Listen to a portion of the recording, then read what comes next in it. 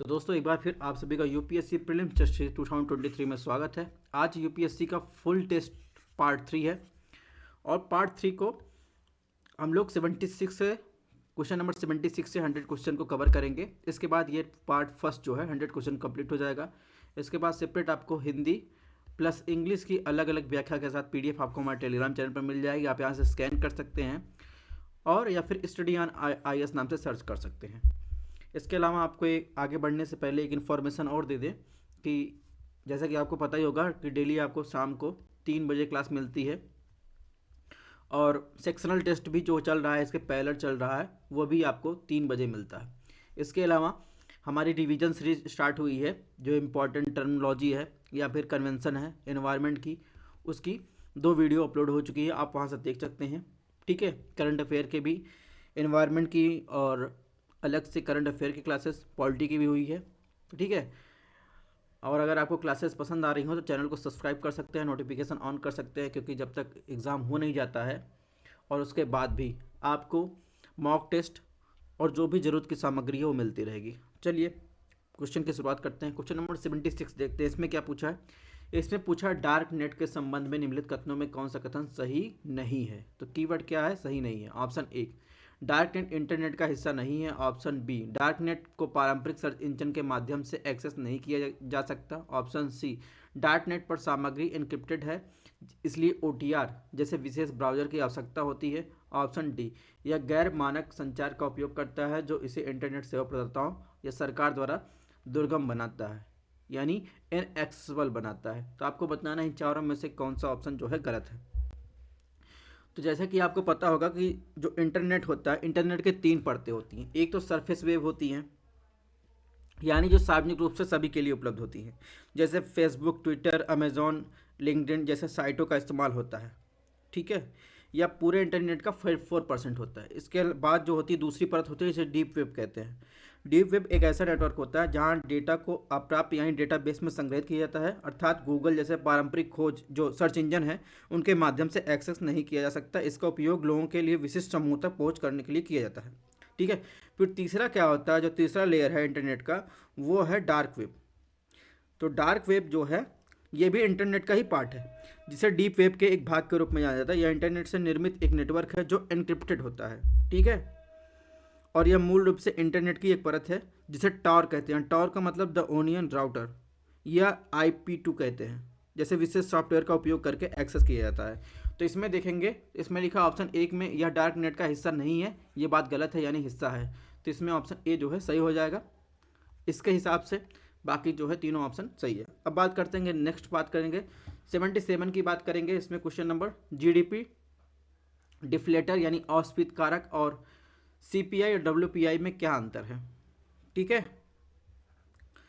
तो ऑप्शन 1 है, सभी वस्तुओं को GDP डिफ्लेटर के तहत माना जाता है, लेकिन CPI WPI के तहत केवल सामानों की टोकरी यानी बास्केट ऑफ गुड्स का विचार किया जाता है। ऑप्शन 2, आयातित माल को GDP डिफ्लेटर के तहत रखा जाता है, लेकिन CPI WPI के तहत नहीं रखा माना जाता है। ऑप्शन 3, भारत GDP डिफ्लेटर में प्रत्येक वस्तु के उत्पादन स्तर और CPI WPI में इसे स्थिरांक के अनुसार भिन्न होता है। तो आपको बताना कौन सा कथन जो है सही है। ठीक है, अगर इसमें कुछ वर्ड आपको समझ में ना आ रहे हो तो आप हिंदी में इंग्लिश वाले में ट्रांसलेशन दिया है, आप वहाँ से समझ सकते हैं। ठीक है, आप सबसे पहले आपको समझना है कि GDP डिफ्लेटर होता क्या है, यानी अस्फीत कारक होता क्या है। ये जो है, जिसे GDP डिफ्लेटर को निहित मूल अस्फीत कारक भी कहा जाता है, यानी यह एक मुद्रास्फीति का एक उपाय है। यह वस्तुओं और सेवाओं के मूल्य का अनुपात है जो अर्थव्यवस्था में किसी विशेष वर्ष में मौजूद कीमतों के उत्पादन करती है, जो आधार वर्ष के दौरान प्रचलित कीमतों पर होती हैं। चूँकि जो डिफ्लेटर है अर्थव्यवस्था में उत्पादित वस्तुओं और सेवाओं की पूरी श्रृंखला को कवर करता है। थोक मूल्य या फिर उपभोक्ता यानी CPI WPI के लिए सीमित कमोडिटी यानी बास्केट के मुकाबले इसे मुद्रास्फीति के अधिक व्यापक रूप के देखा जाता है डिफ्लेटर को। तो ये जो ऑप्शन दिया गया है ये सही है। ठीक है, ऑप्शन 1 जहाँ होगा वो ऑप्शन सही होगा, यानी देखिए ऑप्शन बी में 1 नहीं, इसको एलिमिनेट कर दीजिए।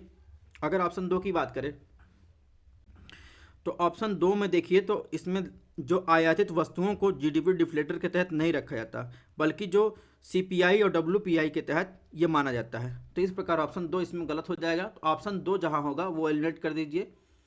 ठीक है, ऑप्शन 2 में देखिए 1 2 3 इसमें है, इसको एलिमिनेट कर दीजिए। अब बचा ऑप्शन 3। ऑप्शन 3 में ये बात सही है। ठीक है, यानी सीपीआई केवल चुनिंदा वस्तुओं की बास्केट होती है।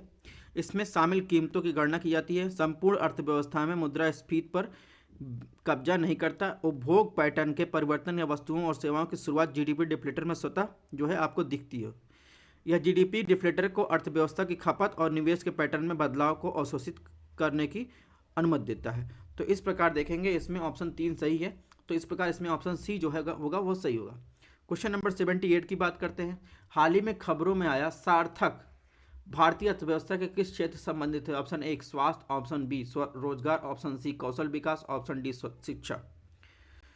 तो इसमें देखेंगे ये एजुकेशन से संबंधित है सार्थक शब्द। ठीक है, ये मिनिस्ट्री ऑफ एजुकेशन की पोर्टल है जिसमें देखिए सार्थक जो है इसमें लिखा है student and teachers holistic advance through quality education. ठीक है,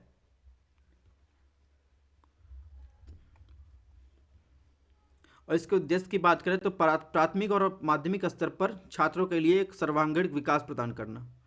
ठीक है, इसके साथ छात्रों के साथ साथ शिक्षकों के लिए एक सुरक्षित और समावेशी अनुकूल सीखने का माहौल भी स्थापित करेगा। तो कुल मिलाकर सार्थक का संबंध एजुकेशन से है। नेक्स्ट बात करते हैं क्वेश्चन नंबर 79 की। 79 में क्या पूछा है? नॉन फंजिबल टोकन यानी अपूर्णी टोकन, आप इसको हिंदी ना ही याद रखें ज़्यादा सही है। नॉन फंजिबल टोकन के संबंध में निम्नलिखित कथनों पर विचार कीजिए, कौन सा कथन सही है? ऑप्शन 1 यह नॉन फंजिबल टोकन एक डिजिटल वस्तु है जो ब्लॉकचेन तकनीक द्वारा किए गए प्रामाणिकता के प्रमाण के साथ साथ एक ड्राइंग, एनिमेशन, संगीत का टुकड़ा, फोटो या वीडियो हो सकता है। ऑप्शन 2 उन्हें पूरी तरह से बेचा जा या खरीदा जाना चाहिए क्योंकि उन्हें जो है अगर बात करें तो फंजिबल टोकन के विपरीत जो है विभाजित नहीं किया जा सकता। ऑप्शन 3 सभी एनएफटी यानी नॉन फंजिबल टोकन एक अनूठी गुणवत्ता होती है और किसी अन्य समान टोकन से अलग मूल्य होता है। तो आपको बताना है नॉन फंजिबल टोकन के बारे में इन तीनों कथनों में कौन सा कथन सही है। यानी एक नॉन फंजिबल टोकन एक डिजिटल वस्तु है जो एक ड्राइंग, एनिमेशन या संगीत का टुकड़ा, फोटो या वीडियो हो सकता है जो ब्लॉकचेन तकनीक द्वारा बनाए गए प्रामाणिकता के प्रमाण पत्र के साथ हो सकता है। सरल शब्दों में दोस्तों आपको समझाएं तो नॉन फंजिबल टोकन जो होता है किसी ऐसी चीज का परस्वामित्व का एक अनूठा प्रमाण है जिसे आप आमतौर पर अपने हाथ में नहीं रख सकते, जैसे डिजिटल कला का एक टुकड़ा या डिजिटल कूपन, शायद एक वीडियो क्लिप। ठीक है, उदाहरण के लिए अगर बात करें तो ट्विटर के संस्थापक जैक डोर्सी ने अपने पहले ट्वीट के लिए $2.9 बिलियन में नॉन फंजिबल टोकन की नीलामी कर सकते हैं। ठीक है, तो ये कुछ आपको समझाने का कोशिश की है। तो इस प्रकार ऑप्शन 1 जो है सही है। तो ऑप्शन 1 जिसमें होगा वो ऑप्शन सही होगा। यानी देखिए ऑप्शन बी में 1 नहीं, इसको एलिमिनेट कर दीजिए। सबसे पहले 2 और 3 की बात करें तो 2 और 3 भी जो है सही है। यानी अगर बात करेंगे तो इसमें जो है 1 2 3 जो है वो सही होगा। नेक्स्ट बात क्वेश्चन नंबर 80 की बात करें तो मलेरिया के संबंध में निम्नलिखित कथनों में कौन सा कथन सही नहीं है? ऑप्शन 1 विश्व मलेरिया दिवस 2021 में पहले विश्व स्वास्थ्य संगठन द्वारा zeroing in on malaria elimination शीर्षक वाली पहली रिपोर्ट जारी की गई। ऑप्शन बी मलेरिया एक जानलेवा मच्छर जनित रक्त रोग है जो प्लाज्मोडियम परजीवी के कारण होता है। ऑप्शन सी अब तक मलेरिया के खिलाफ कोई टीका विकसित नहीं हुआ है। Option D Indian council of medical research ने हाल ही में malaria elimination research alliance India की स्थापना की जो मलेरिया नियंत्रण पर काम करने वाले भागीदारों समूह है। तो आपको बताना है मलेरिया के संबंध में इन चारों ऑप्शनों में से कौन सा ऑप्शन जो है सही नहीं है। ठीक है, तो सबसे पहले थोड़ा सा आपको मलेरिया के बारे में बात बता दें। तो मलेरिया जो होता है एक जानलेवा मच्छर जनित जो है ब्लड जो है रोग है जो प्लाज्मोडियम परजीवी के कारण होता है। यह एक मुख्य रूप से अगर बात करें तो अफ्रीका, साउथ अमेरिका, साथ ही एशिया के ट्रॉपिकल रीजन और उपोष्णकटिबंधीय यानी उष्ण और उपोष्णकटिबंधीय क्षेत्र में पाया जाता है। परजीवी संक्रमित मादा है जो एनोफिलीज मच्छरों के काटने से होता है। और मलेरिया के लक्षणों की बात करें तो बुखार, फ्लू जैसी बीमारी, इसमें ठंड लगना, सिर दर्द होना, मांसपेशियों में दर्द, थकान, ये सब शामिल है। ठीक है, तो कुल मिलाकर इसमें देखेंगे तो इसमें ऑप्शन सी जो है इसमें जो है सही नहीं है। यानी मलेरिया के टीके की बात करें तो RTS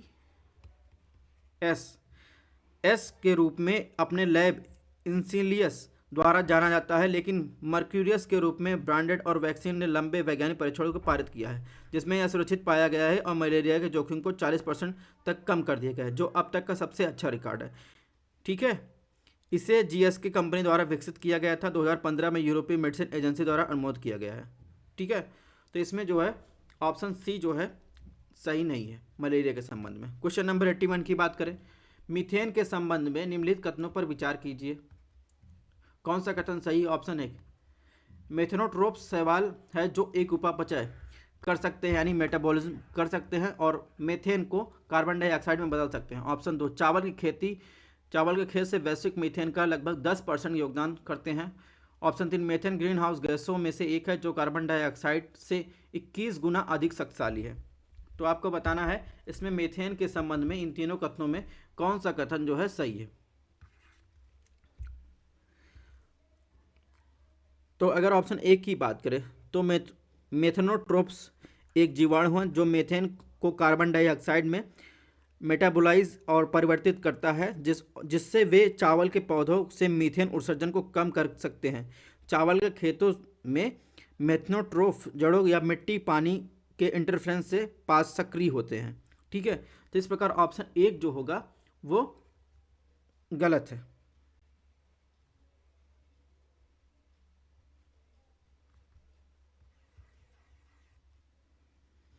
तो शैवाल नहीं, क्या है? जीवाणु है। तो ऑप्शन 1 गलत हो जाएगा, तो जहां जहां 1 हो उसको एलिमिनेट कर दीजिए। तो इसमें भी 1 2 3 की बात किया है, तो इसको एलिमिनेट बचा कौन सा? ऑप्शन बी सही होगा। तो एलिमिनेशन मेथड से भी आप क्वेश्चन कर सकते हैं। तो मीथेन जो है एक शक्तिशाली ग्रीन हाउस गैस है जिसमें कार्बन डाइऑक्साइड की तुलना में 28 से 34% जो है गुना 100 साल की ग्लोबल वार्मिंग की क्षमता होती है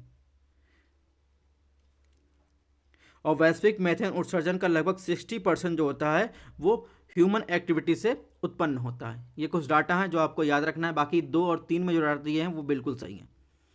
क्वेश्चन नंबर 82 की बात करें तो इसमें कुछ रिपोर्ट्स हैं, उनके संगठन के नाम दिए गए हैं, आपको बताना कौन सा सही मतलब सुमेलित है। कमोडिटी एंड डेवलपमेंट रिपोर्ट यानी माल और विकास रिपोर्ट, इसका संबंध अंकटाड से है। भारत का स्वास्थ्य सूचकांक, नीति आयोग, विश्व ऊर्जा आउटलुक रिपोर्ट यानी world energy outlook report IEA से, और इसके अलावा ग्लोबल इकोनॉमिक प्रॉस्पेक्ट रिपोर्ट जो है IMF। आपको बताना है इनमें से कौन कौन सुमेलित है। अगर ऑप्शन 1 की बात करें कमोडिटी एंड डेवलपमेंट रिपोर्ट जो है ये अंकटाड जो है जारी करता है, ये बात सही है। ऑप्शन 2 की बात करें तो हेल्थ इंडेक्स ऑफ इंडिया जो है नीति आयोग जारी करता है, ये भी बात सही है। इसके अलावा world energy outlook report IEA जो है जारी करता है। ठीक है, यानी अंतर्राष्ट्रीय ऊर्जा एजेंसी द्वारा जारी की जाती है। नेक्स्ट बात करें ग्लोबल इकोनॉमिक प्रॉस्पेक्ट रिपोर्ट जो है वो विश्व बैंक द्वारा जारी किया जाता है, ना कि IMF द्वारा। तो इस प्रकार इसमें 1 2 3 सही है, यानी ऑप्शन सी। नेक्स्ट क्वेश्चन की बात करते हैं,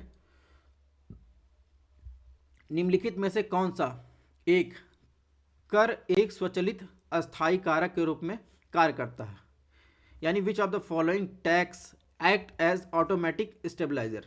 तो आपको बताना है इसमें जो कर दिए गए हैं, जैसे अगर आप ऑप्शन ए की बात करें प्रतिगामी कराधान, option D progressive taxation, English में पढ़ लेते हैं, option C proportional taxation, option D none of the above. ठीक है, रिग्रेसिव, प्रोग्रेसिव, प्रोपोर्शनल टैक्सेशन। तो आपको बताना है कौन सा ऐसा टैक्स है जो कैसे काम करता है, ऑटोमेटिक स्टेबलाइजर की तरह।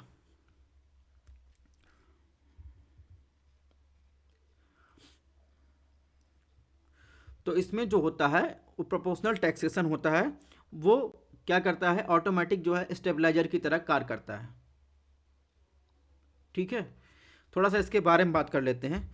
तो प्रोपोर्शनल टैक्सेशन एक स्वचालित अस्थायी कारक यानी आर्थिक झटकों के अवशोषकों के रूप में कार्य करता है, क्योंकि यह एक प्रयोज्य आय से बनता है और इस प्रकार उपभोक्ता खर्च जीडीपी में उतार चढ़ाव के प्रति कम संवेदनशील होता है। जब घरेलू सकल उत्पाद यानी ग्रॉस डोमेस्टिक प्रोडक्शन में वृद्धि होती है तो प्रायोज्य आय में बढ़ जाती है, मतलब उसके साथ प्रायोज्य आय भी बढ़ जाती है, लेकिन सकल घरेलू उत्पाद में वृद्धि कम हो जाती है क्योंकि इसका एक हिस्सा करों के रूप में निकाल दिया जाता है। यह खपत खर्च के ऊपर की ओर उतार चढ़ाव को सीमित करने में मदद करता है। ठीक है, मंदी के दौरान क्या होता है? मंदी के दौरान जब सकल घरेलू उत्पाद गिरता है तो खर्च करने योग्य आय कम तेजी से गिरती है और खपत उतनी नहीं गिरती जितनी कि अन्यथा गिर जाती है और कर देयता तय हो जाती है, यानी कुल मांग में गिरावट को कम करता है और अर्थव्यवस्था को स्थिर करता है। कौन? Proportional taxation. ठीक है, नेक्स्ट बात करते हैं क्वेश्चन नंबर 84 की। इसने पूछा state of climate services report. State of climate services report किसके द्वारा प्रकाशित की जाती है? तो स्टेट ऑफ क्लाइमेट रिपोर्ट जो है WMO द्वारा प्रकाशित की गई थी 5 अक्टूबर 2021 को, यानी विश्व मौसम विज्ञान संगठन द्वारा यह प्रकाशित की गई थी। ठीक है,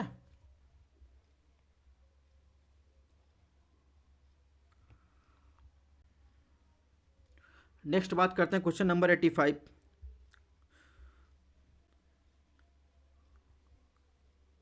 WMO की बात करें तो WMO के बारे में कुछ इन्फॉर्मेशन आपको पहले दे देते हैं। WMO जो है वो UN की एक विशेष एजेंसी है, ठीक है, जो वायुमंडलीय विज्ञान, जलवायु विज्ञान, जल विज्ञान, भूभौतिकी पर आधारित अंतर्राष्ट्रीय सहयोग को बढ़ावा देने के लिए जिम्मेदार है।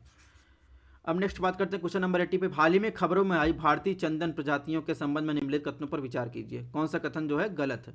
ऑप्शन 1, भारतीय चंदन एक शुष्क पर्णपाती वन प्रजाति है जो केवल भारतीय उपमहाद्वीप में मूल निवासी। ऑप्शन 2, भारतीय चंदन की आयुसीएन स्थिति खतरे में है। ऑप्शन 3, यह छोटा उष्णकटिबंधीय पेड़ लाल लकड़ी और छाल के कई गहरे रंगों के साथ 20 मीटर ऊंचा होता है। तो आपको बताना है भारतीय चंदन के संबंध में जो है निम्नलिखित जो 3 कथन है उसमें कौन सा जो है गलत है। अगर ऑप्शन 1 की बात करें और 2 की बात करें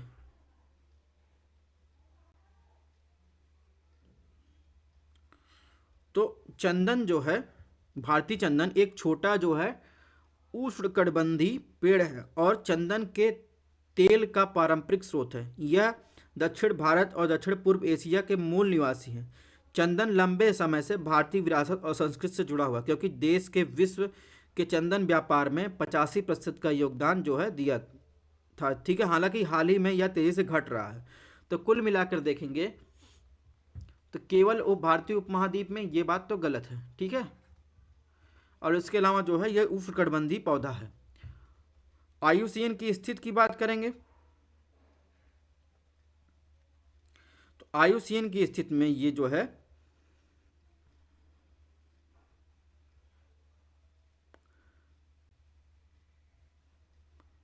यानी प्रकृति के संरक्षण के लिए आयुसीएन के द्वारा इसे एस एल्बम प्रजाति के रूप में मान्यता दी गई है। ठीक है, तो इस प्रकार ऑप्शन 2 जो है वो भी गलत हो जाएगा। ऑप्शन 3 की बात करें, ऑप्शन 3 जो है सही है। ठीक है, तो इसमें जो है 1 और 2 गलत है। नेक्स्ट बात करते हैं क्वेश्चन नंबर 86 की।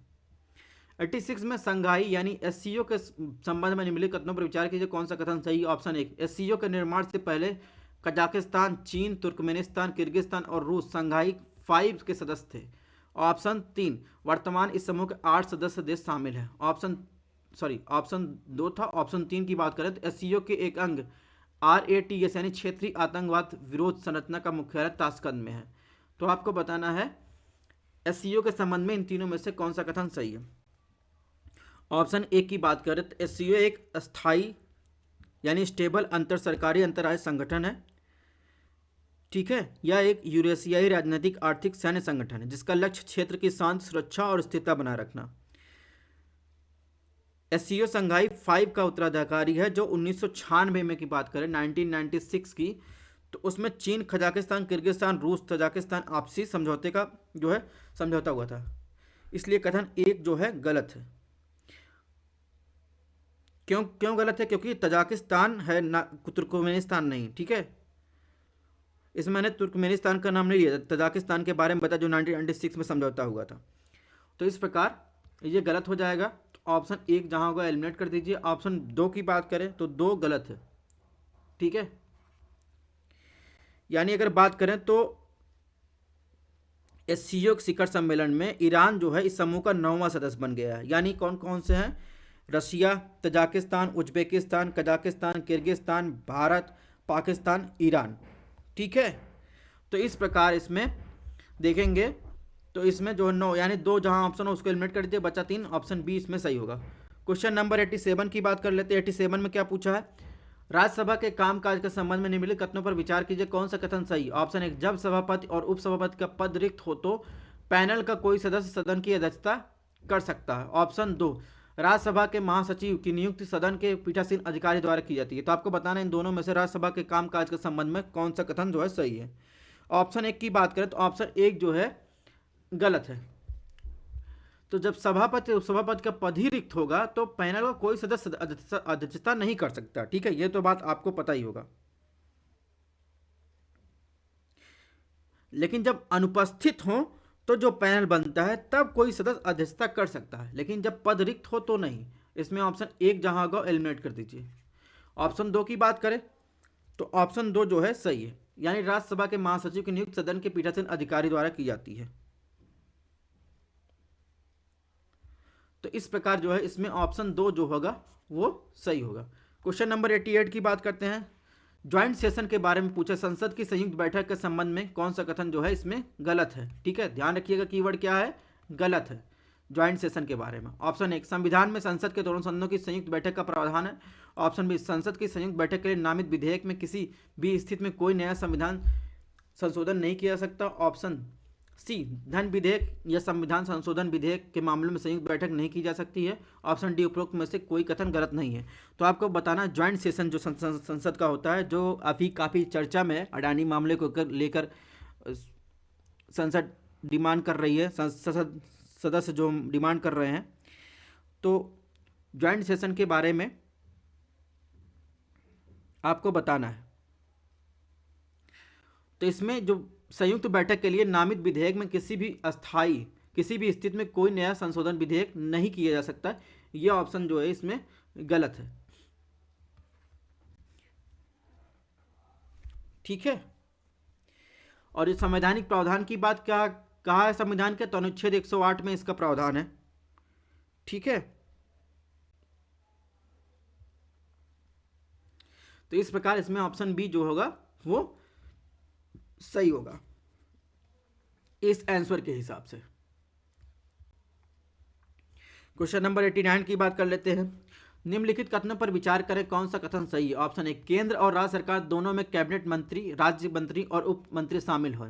ऑप्शन दो, किसी राज्य में विधान परिषद बनाने या समाप्त करने के शक्ति संसद के पास है। ऑप्शन तीन, अभी तक भारत में द्विसदनीय विधायिका वाले 7 राज्य हैं।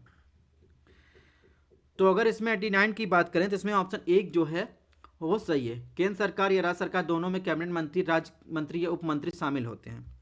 ठीक है, इसके अलावा ऑप्शन दो की बात करें तो अनुच्छेद 169 में अनुच्छेद 196 में जो है राज्यों में विधान परिषदों के उन्मूलन या निर्माण का प्रावधान है।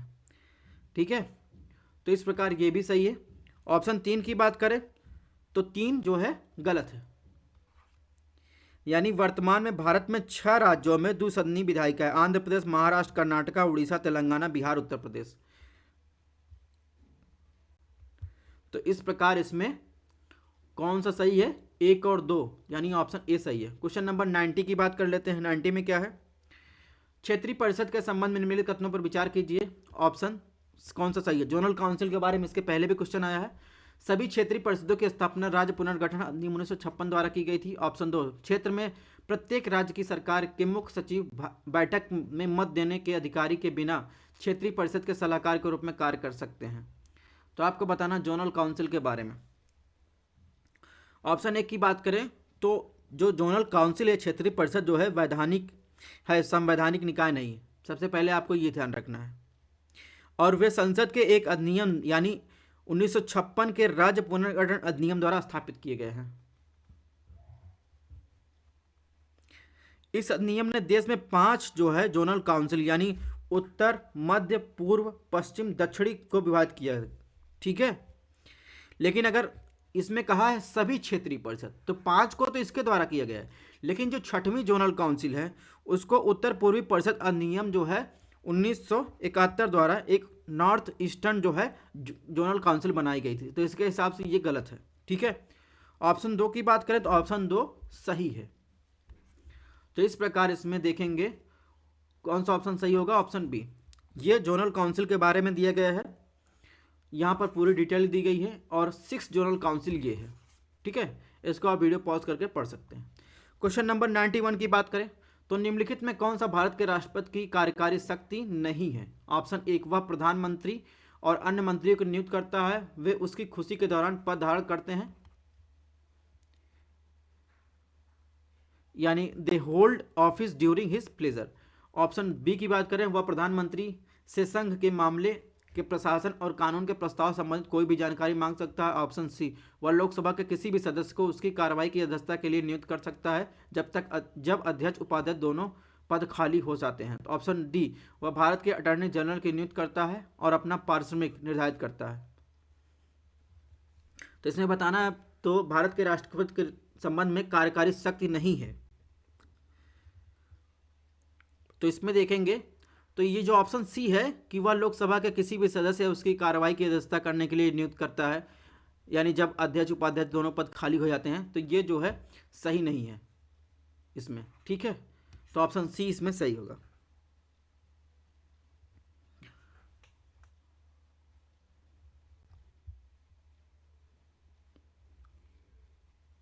क्वेश्चन नंबर 92 की बात करें, प्रधानमंत्री मत्स्य संपदा योजना के संबंध में निम्नलिखित कथनों पर विचार करें। कौन सा कथन इसमें गलत है। ऑप्शन 1, यह मत्स्यिकी यानी फिशरीज क्षेत्र में महत्वपूर्ण कमियों को दूर करने के लिए नीली क्रांति लाने और इसकी वास्तविक क्षमता का एहसास कराने की योजना। ऑप्शन 2, यह मत्स्य पालन पशुपालन डेयरी मंत्रालय के तहत एक योजना है।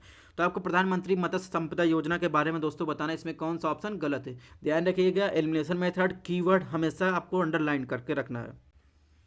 एलिमिनेशन मेथड भी आपको दिमाग में रखना है। ठीक है, तो चलिए बताइए इसमें कौन सा जो है गलत है। तो जैसा कि आपको पता होगा कि जो प्रधानमंत्री मत्स्य संपदा योजना है वो आत्मनिर्भर भारत अभियान के एक भाग के रूप में देश में मत्स्य पालन क्षेत्र में केंद्रित और सस्टेनेबल डेवलपमेंट के लिए एक प्रमुख योजना है। ठीक है, तो जैसा कि बात करेंगे कौन सा ऑप्शन जो गलत है, तो इसमें जो है दोनों ऑप्शन जो है सही है, यानी ऑप्शन डी इसमें होगा, यानी ना तो 1 ना तो 2। और ये योजना ध्यान रखना 2020-21 से वित्तीय वर्ष 2024-25 के लिए 5 वर्षों की अवधि के दौरान लागू की जाएगी। ठीक है, तो इस प्रकार इसमें ऑप्शन डी सही होगा। अब एक न्यूज़ में था वर्ड, इंपॉर्टेंट वर्ड था, तो हाल ही में खबरों में रहा किलिंग कर्व का संबंध किससे है। ऑप्शन 1, शहरीकरण के संबंध पर्यावरण क्षरण से। ऑप्शन बी, सामाजिक भलाई में शिक्षा का प्रभाव। ऑप्शन सी, प्रति व्यक्ति आय के खिलाफ आर्थिक असमानता। ऑप्शन डी, कार्बन डाइऑक्साइड की जो सांद्रता। ठीक है, यानी कंसंट्रेशन के बारे में, कंसंट्रेशन ऑफ कार्बन डाइऑक्साइड। तो इसमें बताना है किलिंग कर्व इन चारों में से किस में देखा गया था, मतलब किस न्यूज में था। तो Keeling curve UC San Diego. ठीक है, किलिंग कर्व यूएसए के सैन डियागो के स्क्रिप्स इंस्टीट्यूट ऑफ ओशनियोग्राफी द्वारा बनाए गए एक वैश्विक वायुमंडलीय कार्बन डाइऑक्साइड का एक दैनिक रिकॉर्ड है। 1958 में जो है, अगर बात करें 1958 में हवाई द्वीप पर मोनालोवा वेधशाला के लिए एक निरंतर माप के आधार पर पृथ्वी वायुमंडल में कार्बन डाइऑक्साइड का संचय का एक ग्राफ है। तो कुल मिलाकर इसमें ऑप्शन डी जो है वो सही है, यानी कार्बन डाइऑक्साइड की जो कंसंट्रेशन है उसको मापता है।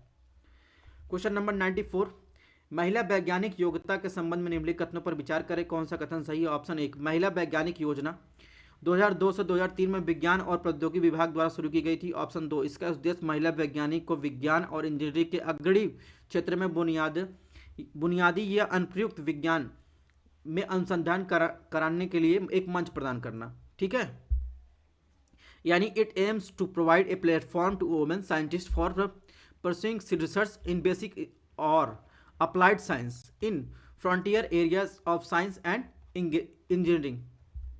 तो इसमें बताना कौन सा ऑप्शन सही है 94 में महिला वैज्ञानिक योजना के बारे में। तो महिला वैज्ञानिक योजना जो है, विज्ञान और प्रौद्योगिकी विभाग ने 2002-2003 के दौरान महिला वैज्ञानिक योजना की शुरुआत की थी। ठीक है, ये बात सही है। अब बात करते हैं इसके उद्देश्य की। तो इसका जो है, इस पहल का जो प्रमुख उद्देश्य था 27 से 57 वर्ष की आयु के वर्ग के उन महिला वैज्ञानिकों और प्रौद्योगिकीविदों के अवसर को प्रदान करना है जिन्होंने अपने कैरियर में ब्रेक लिया था और लेकिन मुख्य धारा में लौटने की इच्छा रखते हैं। ठीक है, और यह योजना पेटेंट सुविधा केंद्रीय प्रौद्योगिकी सूचना पूर्वानुमान और मूल्यांकन परिषद द्वारा कार्यान्वित की जा रही है वर्तमान में। ठीक है, तो इस प्रकार ऑप्शन 2 जो है गलत हो जाएगा। तो इसमें ऑप्शन 1 सही है। क्वेश्चन नंबर 95 की बात करें। 95 में क्या है, इतत ई द्वार जो कभी कभी समाचार पत्रों में देखा जाता है, किसके द्वारा किससे संबंधित। ऑप्शन 1 मुगलों के दौरान अपनी प्रजा की सुरक्षा के लिए कर राजस्व प्रणाली पालन करना। ऑप्शन बी भारतीय तीर्थयात्रियों के लिए हज यात्रा के लिए पंजीकरण के पर्यटन मंत्रालय का नया पोर्टल। ऑप्शन सी या आयकर अपीली न्यायाधिकरण की एक नई e filing portal. Option D Himachal Pradesh क्षेत्र में हाल ही में दिया गया जीआई टैग। तो आपको बताना है इतत ई द्वार जो है किससे संबंधित है। तो इतत ई द्वार की बात करेंगे तो जो ये है, ये या आयकर अपीली न्यायाधिकरण के एक नई ई फाइलिंग पोर्टल है। ठीक है, ये देखिए लॉ ऑफ मिनिस्ट्री लॉन्चेस इतत ई द्वार एंड ई फाइलिंग पोर्टल। ठीक है, 96 की बात करें। हाल ही में कभी कभी समाचार पत्रों में देखे गए श्रेय बाइसाइट के संबंध में निम्नलिखित कथनों पर विचार किया। एक दुर्लभ लौह निकिल फॉस्फाइड खनिज है जो पानी में घुलनशील है। ऑप्शन 2 पृथ्वी पर पाया जाने वाला श्राई बाइसाइट केवल उल्कापिंडों अतिरिक्त स्थलीय चट्टानों से आता है। ऑप्शन 3 यह अत्यधिक जो है प्रतिक्रियाशील है और कार्बन पैदा कर सकता है जो कार्बनिक अणुओं को बनाने और उनमें सक्षम है। तो आपको बताना कौन सा कथन इसमें सही है श्रेय बाइसाइट के रूप में, यानी बरसाइट के रूप में। ठीक है, श्रेय बरसाइट। तो अगर इसमें ऑप्शन 1 की बात करें तो ऑप्शन 1 बिल्कुल सही है, यानी एक दुर्लभ लौह निकिल फॉस्फाइड खनिज जो पानी में घुलनशील है। ऑप्शन 2 की बात करें तो ऑप्शन 2 गलत है। ठीक है, यानी कुछ समय पहले तक यह व्यापक रूप से माना जाता था कि प्रारंभिक पृथ्वी की बमबारी करने वाले उल्कापिंड जैव उपलब्ध फास्फोरस की उपस्थिति के लिए प्राथमिक रूप से जिम्मेदार थे। इन उल्कापिंडों में अगर बात करें स्क्लेरोसाइट नामक एक फास्फोरस खनिज होता है या यहाँ जहाँ जीवन का गठन माना जाता था। ठीक है, क्वेश्चन ऑप्शन 3 की बात करें। ऑप्शन 3 भी गलत है, यानी यह अत्यधिक प्रतिक्रियाशील है और कार्बनिक अणु बनाने में सक्षम फास्फोरस पैदा करता है। इसका उपयोग फार्मोज प्रतिक्रिया नेटवर्क में सरल कार्बोहाइड्रेट से उच्च शर्करा के उत्पादन को उत्प्रेरित करने के लिए किया जाता है। तो इस प्रकार इसमें कौन सा ऑप्शन जो है सही है, ऑप्शन ए जो है वो सही है। क्वेश्चन नंबर 97 की बात कर लेते हैं। इसमें क्या, गांधी शांति पुरस्कार के संबंध में विचार कीजिए कौन सा कथन सही है। ऑप्शन 1 यह पुरस्कार राष्ट्रीयता, नस्ल, भाषा, जाति, पंथ या लिंग की परवाह किए बिना सभी व्यक्तियों के लिए खुला है। ऑप्शन 2 पुरस्कार के लिए जूरी की अध्यक्षता भारतीय प्रधानमंत्री द्वारा की जाती है। इसमें भारत के मुख्य न्यायाधीश लोकसभा के सबसे बड़े विपक्षी दल के पदेन सदस्य होते हैं। ऑप्शन 3 महामारी संबंधी तैयारी नवाचारों के लिए गठबंधन वर्ष 2020 के लिए पुरस्कार प्राप्त करता था। तो आपको बताना है गांधी शांति पुरस्कार। तो महात्मा गांधी की 125वीं वर्षगांठ पर, एक सेकंड, महात्मा गांधी की 125वीं जो स्मृति वर्ष थी जो, ठीक है, तो जो 1995 से भारत सरकार द्वारा स्थापित एक वार्षिक पुरस्कार है। यह पुरस्कार अहिंसा के माध्यम से सामाजिक, आर्थिक, राजनीतिक परिवर्तन में शामिल लोगों को दिया जाता है। और इसके अलावा अगर बात करें तो ऑप्शन एक भी सही, यानी यह पुरस्कार राष्ट्रीय नस्ल, भाषा, जाति, पंथ, लिंग की परवाह सभी व्यक्तियों को दिया जाता है। इसके अलावा यह पुरस्कार जूरी की अध्यक्षता प्रधानमंत्री द्वारा की जाती है और इसमें भारत के मुख्य न्यायाधीश, लोकसभा के सबसे बड़े विपक्षी दल के पदेन सदस्य भी होते हैं। ऑप्शन तीन की बात करें तो बांग्लादेश के राष्ट्रपति, जो राष्ट्र के पिता शेख मुजीबुर रहमान और ओमान के दिवंगत सुल्तान कबूस बिन सईद उल सईद को क्रमशः 2020-19 में ये गांधी शांति पुरस्कार से नवाजा गया था। ठीक है, तो इस प्रकार इसमें तीन गलत है, यानी एक और दो, यानी ऑप्शन बी जो है सही है। क्वेश्चन नंबर 98 की बात कर लेते हैं। इसमें क्या पूछा है? इंडस्ट्रियल डीप डीकार्बोनाइजेशन इनिशिएटिव यानी IDDI के संबंध में कौन सा कथन सही है? ऑप्शन एक, यह सार्वजनिक और निजी संगठनों का एक वैश्विक गठबंधन जो कम कार्बन औद्योगिक सामग्री की मांग को प्रोत्साहित करने के लिए काम कर रहे हैं। ऑप्शन दो, यह संयुक्त राष्ट्र पर्यावरण कार्यक्रम यूनेप की एक पहल है।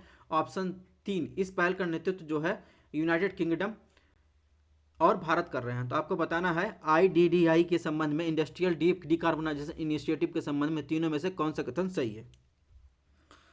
तो अगर ऑप्शन एक की बात करें, ऑप्शन एक जो है बिल्कुल सही है। ठीक है, यानी ये सार्वजनिक निजी संगठनों के वैश्विक गठबंधन जो कम कार्बन औद्योगिक सामग्री की मांग को प्रोत्साहित करने के लिए काम कर रहा है। इसके अलावा ऑप्शन दो की बात करें तो ऑप्शन दो गलत है, यानी IDDI स्वच्छ ऊर्जा मंत्रालय की एक पहल है और संयुक्त राष्ट्र विकास औद्योगिक संगठन द्वारा समन्वित है। इस पहल के उद्देश्य की बात करें तो कम कार्बन स्टील और सीमेंट खरीदने के लिए सरकारों और निजी क्षेत्रों को प्रोत्साहित करना। और इसके अलावा ऑप्शन तीन की बात करें, ऑप्शन तीन सही है, यानी इस पहल का नेतृत्व जो है यूनाइटेड किंगडम, UK और भारत कर रहे हैं। तो इसमें जो है कौन सही है? एक और तीन, यानी ऑप्शन बी। क्वेश्चन नंबर 99 के संबंध में देखते हैं क्या क्वेश्चन दिया गया है। 99 में जो है कुछ दर्शन दिए गए हैं और उसके संस्थापक की बात की गई है। द्वैतवाद निम्बारक, शुद्ध द्वैतवाद माधवाचार्य, विशिष्ट द्वैतवाद रामानुजाचार्य, द्वैतवाद वल्लभाचार्य, यानी द्वैता। तो इसमें अगर देखेंगे तो द्वैत जो है निम्बारक थे, ये बात सही है। इसके अलावा द्वैत वल्लभाचार्य थे, ये भी बात सही है, यानी ऑप्शन डी इसमें सुमेलित है। इसके अलावा शुद्ध द्वैतवाद की बात करें तो वल्लभाचार्य थे, ये इनका संबंध किससे था? वल्लभाचार्य से। और इसके अलावा अगर विशिष्टाद्वैतवाद की बात करें तो विशिष्टाद्वैतवाद जो है वो रामानुजाचार्य से संबंधित था।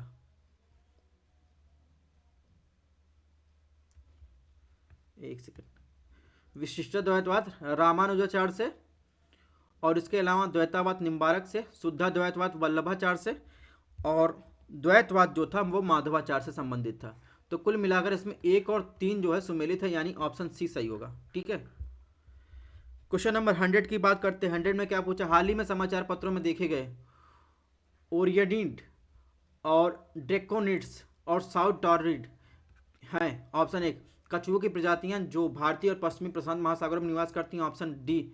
ऑप्शन बी, हर साल एक विशिष्ट समय के दौरान होने वाली उल्का वर्षा। ऑप्शन सी, उत्तर पूर्वी भारत में पाए जाने वाले कीट बच्ची पौधों की प्रजातियां। ऑप्शन डी, एंड्रोमेडा आकाशगंगा के नक्षत्र जो आकार में आकाशगंगा के नक्षत्रों के समान है। तो आपको बताना है ये तीन जो वर्ड है ये इन चारों में से किससे संबंधित है। तो इसमें देखेंगे तो हर साल विशिष्ट समय के दौरान होने वाली उल्का वर्षा से इनका संबंध है। ठीक है, यानी ड्रेकोनिड्स जो है एक उल्का बौछार है जो प्रति घंटे केवल 10 उल्काओं का उत्पादन करता है। या 1900 में धूमकेतु 21P गेबोचनी जीनियर द्वारा छोड़े गए अनाज द्वारा निर्मित है। ठीक है, तो कुल मिलाकर ये वर्ड जो है हर साल एक विशिष्ट समय पर होने वाली उल्का वर्षा संबंधित है। उल्का बौछार क्या है? उल्का पिंड जो चट्टान होते हैं और बर्फ के टुकड़े होते हैं, क्योंकि उल्का पिंड और बर्फ के टुकड़े होते हैं जो धूमकेतु के बाहर होते हैं, क्योंकि वे सूर्य के चारों ओर अपनी कक्षाओं में घूमते हैं। जब पृथ्वी धूमकेतु या क्षुद्र ग्रह द्वारा छोड़े गए मलबे के निशान से गुजरती है तो उल्का वर्षा देखी जाती है। ठीक है, तो इस प्रकार इसमें ऑप्शन 20 सही से मिले थे। तो इस प्रकार हमारा 100 क्वेश्चन का टारगेट पूरा हुआ। इसकी पीडीएफ आपको हमारे टेलीग्राम चैनल पर मिल जाएगी कंप्लीट, और इस क्लासेस की पीडीएफ भी मिलेगी। और हमारे क्लासेस और भी चल रहे हैं, टेस्ट, सेक्शनल टेस्ट और रिवीजन सीरीज भी चालू है एनवायरमेंट इकोलॉजी की, उसको भी देख सकते हैं। Thanks for watching. मिलते हैं नेक्स्ट टेस्ट में। शाम को 3 बजे डेली टेस्ट होती है, ये बात ध्यान रखिएगा। और आपको अगर टेस्ट पसंद आया तो चैनल को सब्सक्राइब करिएगा, नोटिफिकेशन ऑन करिएगा, चैनल को लाइक कीजिएगा।